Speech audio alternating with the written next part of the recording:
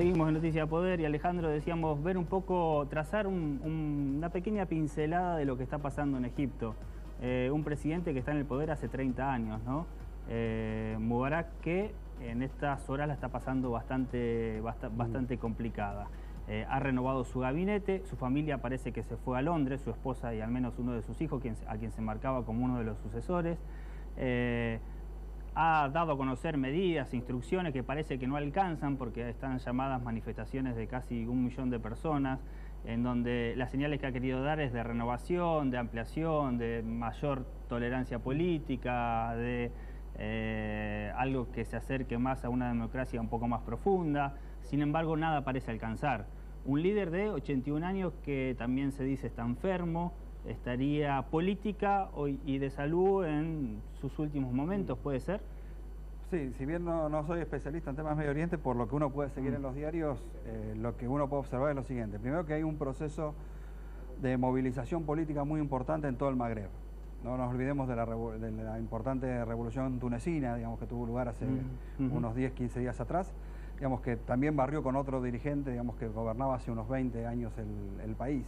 Digamos, y significa un gran cambio desde el punto de vista de cierto patrón, digamos, de forma de administración del poder que ha tenido el mundo árabe durante mucho tiempo, que tiene que ver, sobre todo, bueno, con esa impronta tan importante que ha tenido el naserismo, digamos, en Egipto y en el mundo árabe en general. Me parece que esa fórmula de negociación, de esa fórmula, digamos, de gobierno, digamos, en donde, por otro lado, ha sufrido múltiples mutaciones, digamos, en esos casi 50 años de este proceso. Pensemos que, digamos, Nasser llega al poder en 1953, digamos, que es cuando se instaura esta forma de gobierno que hoy está fuertemente cuestionada, pero que además también es cierto, ha significado que en términos relativos las situaciones sociales no sean iguales en el conjunto del mundo árabe, ¿no es cierto? En donde sobre todo, bueno, los países del Magreb, que han sido influidos por este tipo de ideología, tienen un estatus relativamente un tanto más elevado que el resto de los países árabes, sobre todo los de la península arábiga, ¿no? Egipto ha sido aliado de Estados Unidos, ¿no? Incluso hasta ahora que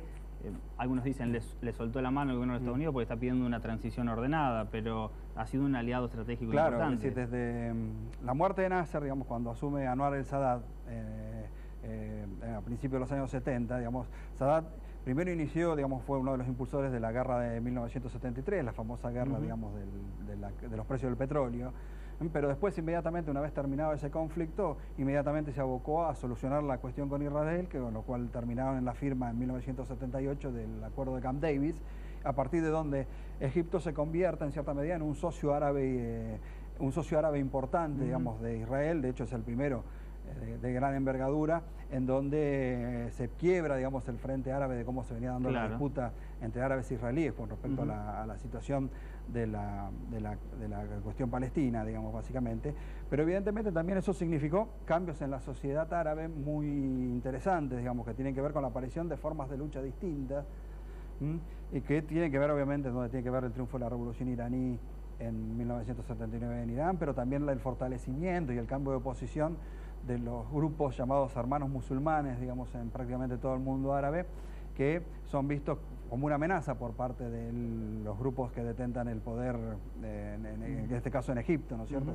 Ya que son incluso hoy día la segunda fuerza electoral, digamos. Entonces, es muy cierto que este proceso parece teñido de reclamos de mayor democratización, pero también es cierto que tiene una especie de filo, para decirlo de alguna manera, muy delicado, digamos, donde no sabemos cómo va a terminar este proceso. ¿Se cuestiona también la corrupción o eso no es un eje central? Se habla de una fortuna de 40.000 millones de dólares de la familia presidencial, ¿no?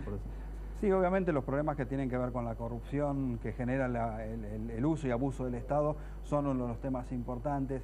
Quienes están llevando a cabo las movilizaciones son los sectores que en términos medios tienen una mejor educación que el resto de la población.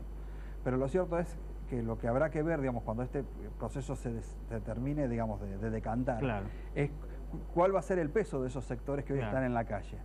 ¿No es cierto? Que tal vez no sean los que Estados Unidos principalmente está viendo con buenos ojos, es decir, los sectores que impulsan la democratización, sino que tal vez quienes terminan teniendo un peso relativo más importante sean sectores que traten de impulsar regímenes que, digamos, que no sean tan afines a las ideas que... Alejandro, la última pregunta porque se nos termina el tiempo, pero sí, bueno. ¿Argentina debe mirar especialmente esta situación o no es un tema que nos vaya a impactar de alguna forma? Digamos? No, en términos políticos no creo, pero sí en términos económicos. El Magreb y el mundo árabe ha ido subiendo en densidad nuestras exportaciones de una manera muy significativa en los últimos años.